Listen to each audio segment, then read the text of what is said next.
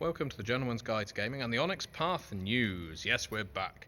I wasn't there for the Onyx Path News last week because I was out of the country. I was indulging on a bit of a retreat and it was very much required. It allowed me to focus on a couple of exciting new outlines, doing some writing that I needed to do and some development too.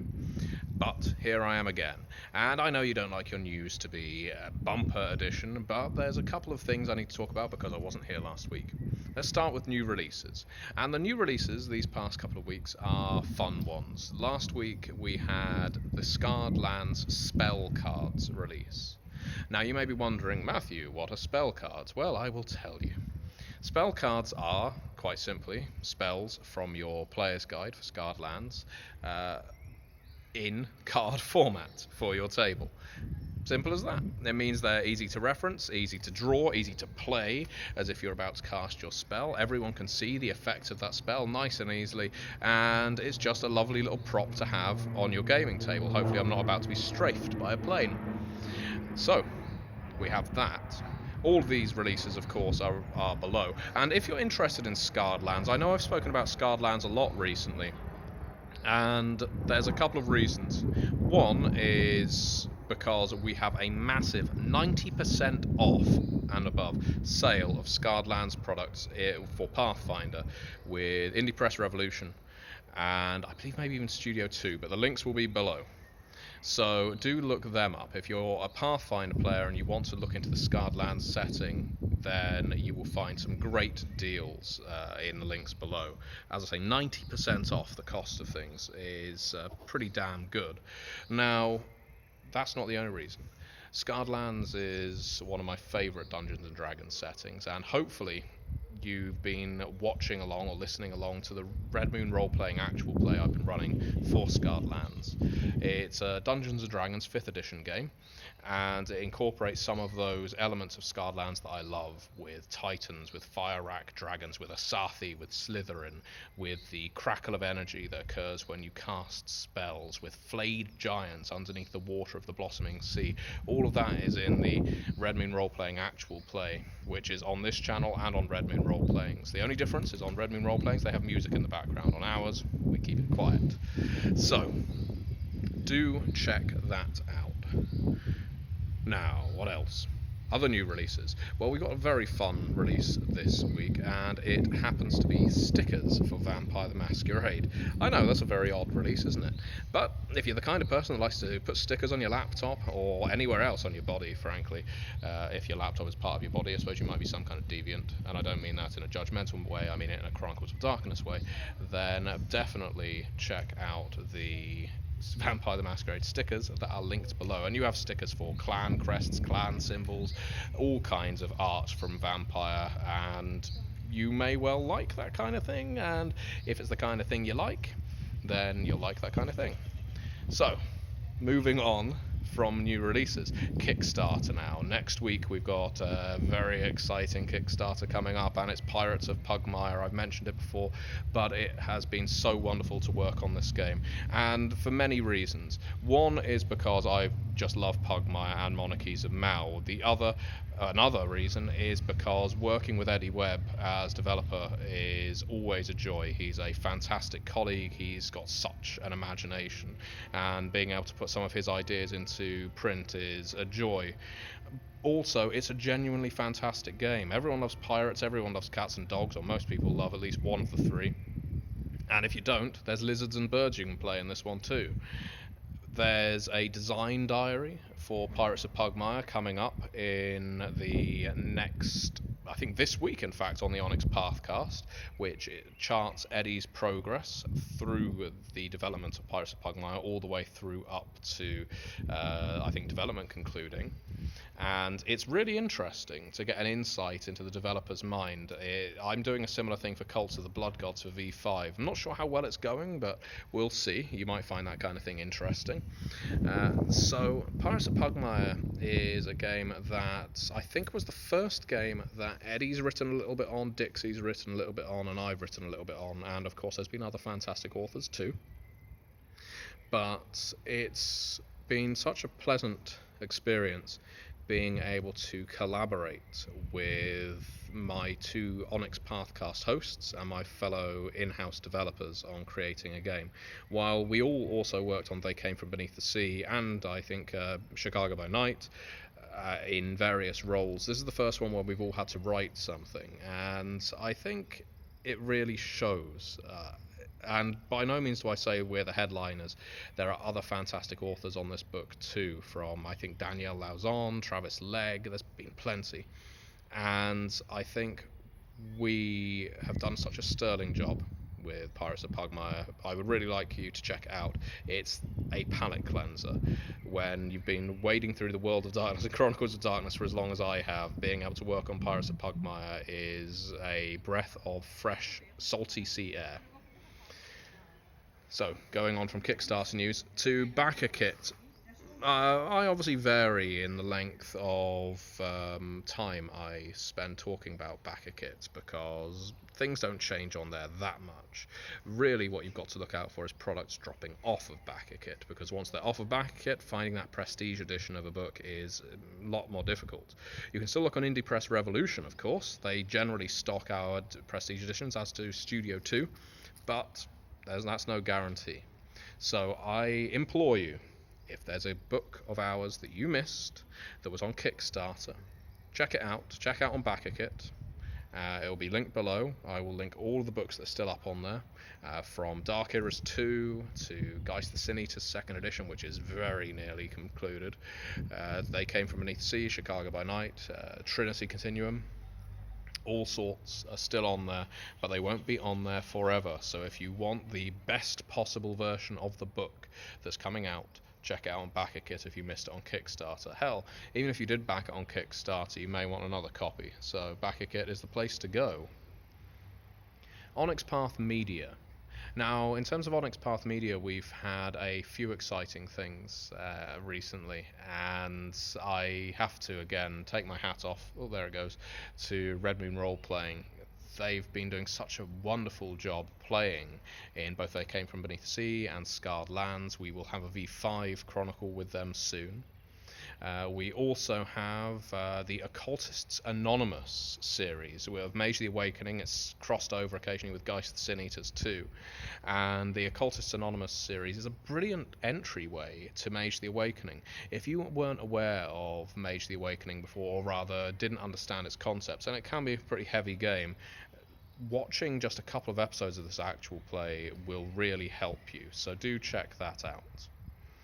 We also have a Dragon-Blooded actual play still going on with the Story Told podcast. I believe they're on episode 5 or 6 at this point. My memory fails me.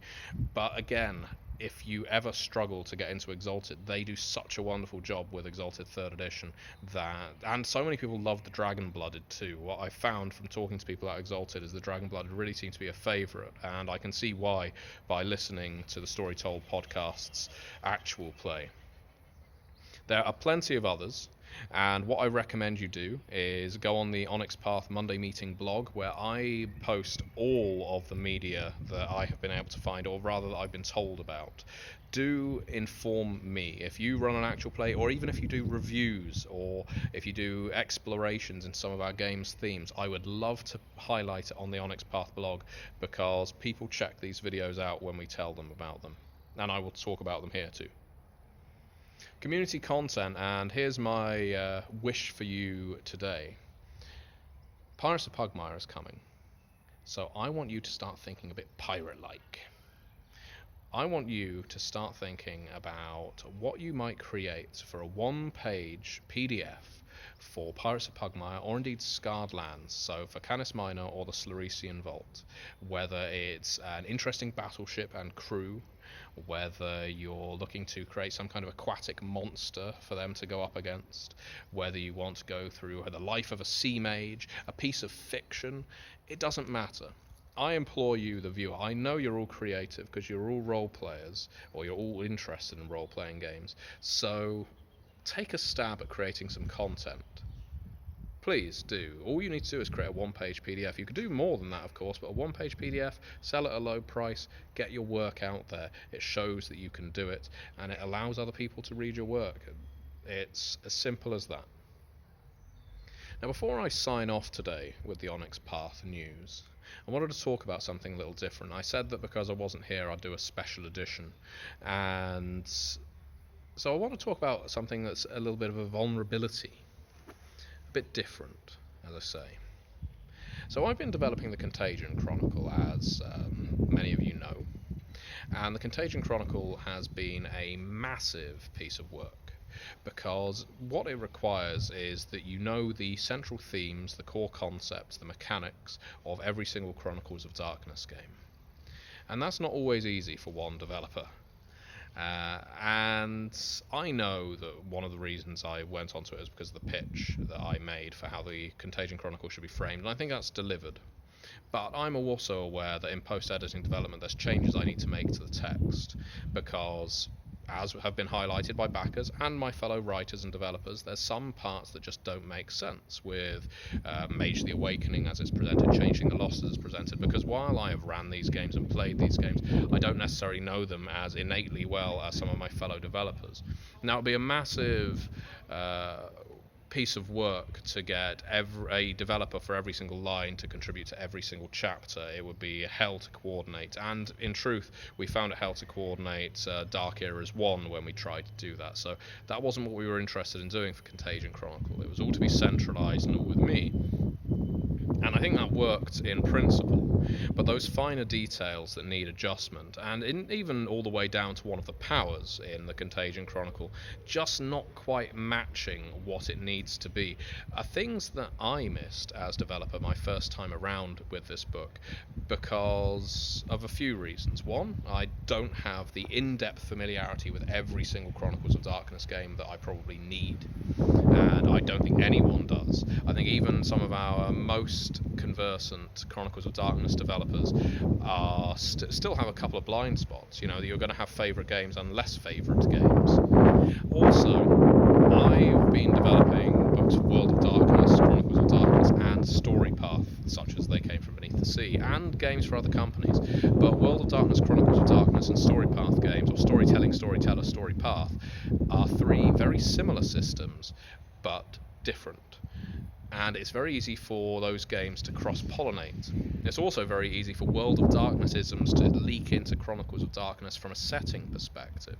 Now, that didn't happen terribly often, but sometimes it does. Sometimes you'll find a Chronicles of Darkness game which will erroneously have some reference to needing a certain number of successes, or the difficulty being variable, or something like that. And we don't want that in a Chronicles of Darkness book, but it's very easy to see how that mistake gets made when you are also developing World of Darkness games. So when I say this is something vulnerable, I have to hold my hands up, or one of them anyway, the other one's holding my phone, and say that Contagion Chronicle needs a little bit of work. It's only going to take a week, and that's what I'm doing right now in post-editing development. I need to make it as perfect as I possibly can, because sometimes I will look at my work and I'll think, I didn't do 100% here. I walked away from this earlier than I should have, and started looking at exciting new things when I should have been polishing off the edges of this existing project. And I feel that with Contagion Chronicle, while I wouldn't say I dropped the ball, or that I have released an awful game, I definitely haven't. The reception for it has been almost uniformly positive. There have been features and aspects of Contagion Chronicle that need adjustment, and so that's what I'm doing. I'm going to be spending the next week adjusting it, refining it, making it the game I want it to be, that it needs to be, and I'm doing that with the collaboration of my fellow developers and writers, so that it is as flawless as possibly can.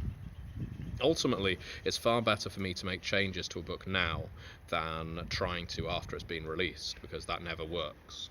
And don't be concerned.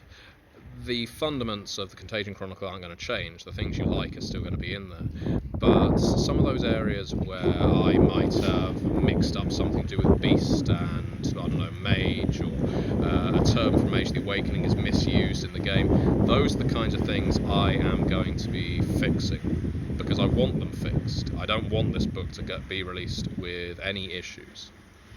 No developer is perfect. No book is perfect. Every book comes out with at least 1 or 2 or maybe even 10 or 20 minor issues. They don't break the game, but they don't make it perfect either.